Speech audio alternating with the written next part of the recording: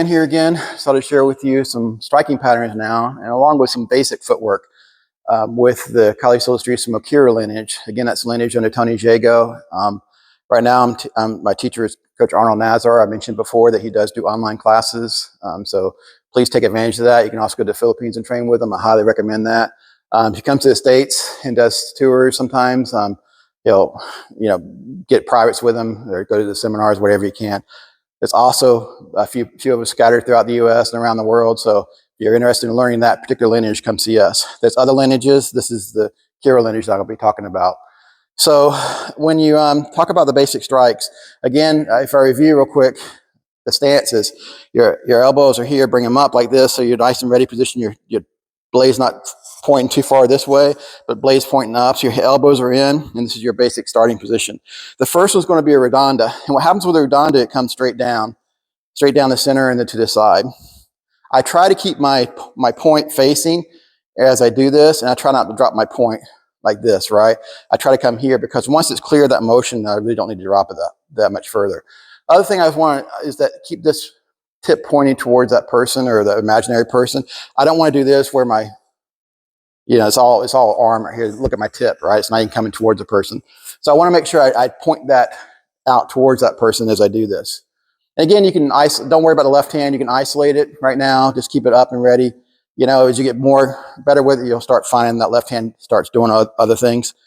So that's your basic redonda. It's very similar to arco. Arco is kind of a similar pattern, a little more arc with it, and it's typically for medium range. I really don't want to talk about that yet. So when you talk about the next basic strike that you learn is called a Rael. Rael is down the center. So I think of it like a squashed up figure eight where the center line of the eight, the sideways figure eight, is really fat. Or you can think of it as an infinity sign, but that's squashed up to the center. So it's a long center. So here I'm coming down the center of that figure eight, if you will. When I'm doing it, I'm starting from the ready position for both the redonda and both the Rael. This is my ready position. So from the side, I'm going down the center again, tips coming out as I come to the center. Next one's called an angulo, which is typical of most people's angle one, an X, an ocho down, whatever you want to call it. With this, typically the blade's to the side here. So as you do this right here, you're starting from the side position, not from the up position. Because I don't want to have to pull it to the side and then go from here. So it's wherever, in KI, it's very much wherever you're at is where the strike comes from. Because again, this is for the basics of the drill. In reality, you're going to be moving when you throw these strikes. So here to the side, it's an angulo, blade's facing you again. It's your typical X pattern, however you want to view it again. The tip is coming out to the person. I'm not dropping it too far here. It's coming out. Hands coming up. I'm not doing this in front of me, right? It's coming up so I can get the full cut and I can get that ready position here. Next one's called a planchada. It's a banda, some systems, side to side, however you want to call it. So what happens here is you're starting from the side position. You can go high, medium, or low, or a combination. When you first do this, think about just going to maybe to the neck position or the high chest position. I'm coming across, cutting, coming across and cutting. Coming across and cutting. I'm not really going all the way through and all the way through, right? I'm stopping it and letting that blade point at you so I can do other things, right? Some geets or whatever I want to do. But this is your position. I can go high, I can go medium, I can go low with that. I can do a combination high, medium, low, high, and that's your basic banda. When I do the next technique, which is called an alto bis comes from a low position. It's a figure eight up, an X up, or an ocho up, wherever you want to call it. So what happens here is you're coming up at an angle, up at an angle. So you're going from that hip to shoulder, opposite hip to opposite shoulder, basically. Again, I'm trying to keep, I don't want to necessarily go all the way up like this. I can, but again, I like to keep tips pointing at people because then they have to deal with it, right? So here, don't let the elbow float out too much. Here, don't go exposing yourself and stuff. So next technique is called a rompida. Your rompida goes down the center at first when you first learn it, and it starts up from your ready position. It's going to be a straight cut down, a cut up, and a cut down again. Then we'll go back to that ready position. Again, it's pretty much straight up and down for the most part. So from the side, we're going down, up, down, and out. So down, up, down, and out. So next one's going to be, let's talk about the footwork patterns of these. These, I can do a lot of techniques with this. When I first start doing this, let's say, for instance, take one pattern that I taught you before in the last video, retrorata pattern. So if I just wanted to do redonda, for instance, I go back and forward, back and forward. So as I do this technique, it's real important that that blade drops at the same time that I'm going back. I don't go back and the blade drops, right? Everything happens together. Same idea. When I go forward, everything goes forward together. So I don't want to go back here, forward, cut. That breaks up everything, right? I don't want that. So I want everything together. That's my redonda. Next might be my Rael. Same idea. Rael, coming to the center. Here, center. Try not to let yourself go into a cat. You know, for karate guys, you don't really want to bring your feet together a whole lot. You want to keep them nice, spaced, even. And same thing with, you might want to do with your angulo. Same thing with your planchada. Same thing with your alto vis. So again, it's that forward, backward motion. You can add akises and lutongs to certain strikes. You can do that too. So certain strikes don't work well with certain, like lutong going to a boxok, for instance, that way, because all your weight's going that way, it'll throw you off balance. So if I do this, for instance, that doesn't really work. So that leads us to the rompita angulo. So what happens with that, I go angulo, angle 1 for most people, go back up that angle, and then down the angle again. So it's 1, 2, 3 as I do it. Same thing if I want to shuffle, 1, 2, 3 as I do it. So it's cut, cut, cut as I do it. You know, cut, cut, cut as I do it. So that's my angulo. Sometimes you can do that same footwork, for instance, if you want to go sideways with that, right? So I can learn to go sideways with that rompita, angulo rompita, or rompita angulo. So you have that, and then let's talk about some of the other techniques. It's rapelon. So rapelon is a lot of people's zero strike or dobladas. It's this strike here. So from the side, it's this strike here. Again, my point is coming out as I do this. If I did shuffle footwork with it, I could, but that's my technique. Again, make sure you're not going too much here, but you're letting it fall out as you do this, and it's going down the center as you practice it at first. So I say those kind of comments because in the back of my head I'm thinking, oh, you can move it around. You know? So I just want to cover that before somebody says, oh, you can do it somewhere else. You can.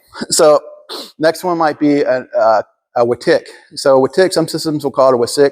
That's a dialogue thing, right? So don't ever get caught up in, oh, my system called this a wasik, and you know, so you're wrong, or my system called it a watik and you're wrong. It's really just dialects, and there's probably thousands, honestly, different dialects, and everybody called it something different.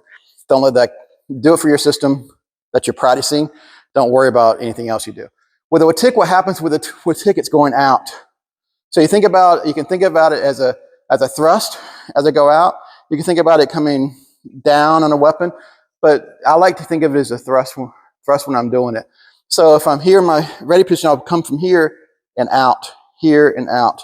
Again, I'm letting that point come out. I think of it like a dagger in a lot of ways. In some systems, you'll have 3 dagger points. You'll have 1, you have 2, and you have 3. And that's what this is doing. It's a dagger point. You know, it's a watik going out. So you're letting it come out. It is a flick, but it's also can be a thrust. That's the way I like to think about it.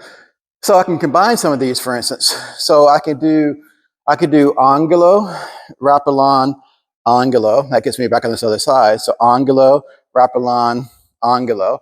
I could do angulo, rapelon, watik, angulo. What I want to make sure when I do I combine anything with a watik, I want to make sure that I don't watik, pull back, and then cut. So for instance, if I was doing angulo, watik, angulo, I keep that blade out there. I keep the blade out there. I don't go 1 and then back and then cut. So same thing with rapelon. I'm out here and I keep it out there.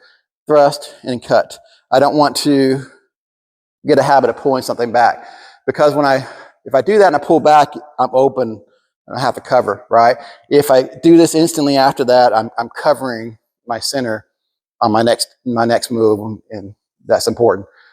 So the other one technique you might find is a couple techniques is abanico. Abanico is going to be slightly different from, when you think about abanico with a stick, which obviously isn't going to make sense with a sword, is this elbow does all the work, right? And you're here, and typically you're exposing here because you're going high or coming down at a downward angle. You see here my flats hitting everything, and that's not typically how you would do an abanico with a sword. It doesn't make sense. So that's a technique based off sword that went to a stick kind of application, right?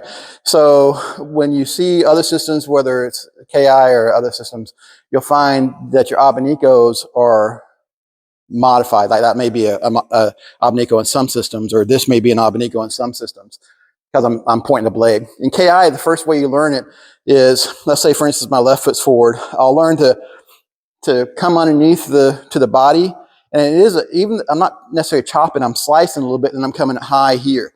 So I'm keeping my elbow down as I do that technique. So I'm keeping my elbow down, and I'm just letting a little cut. So this little cut that happens naturally with that motion, and there's a little cut that happens naturally here.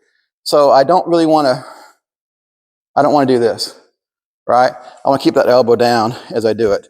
So it's just a little cut, because also all I need is a little cut, right? To get what blood flowing or whatever, right? So you have it on that side, and you have the same thing on this other side. So you may have it down low again. That cut happens here, and then the cut happens here. So there's a little bit of it's almost like a watik, but it's not.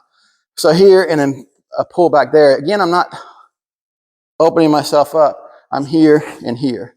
And that's going to be my abanico on both sides. So typically go high-low or low-high with the abanicos when you do most of the drills, I would say.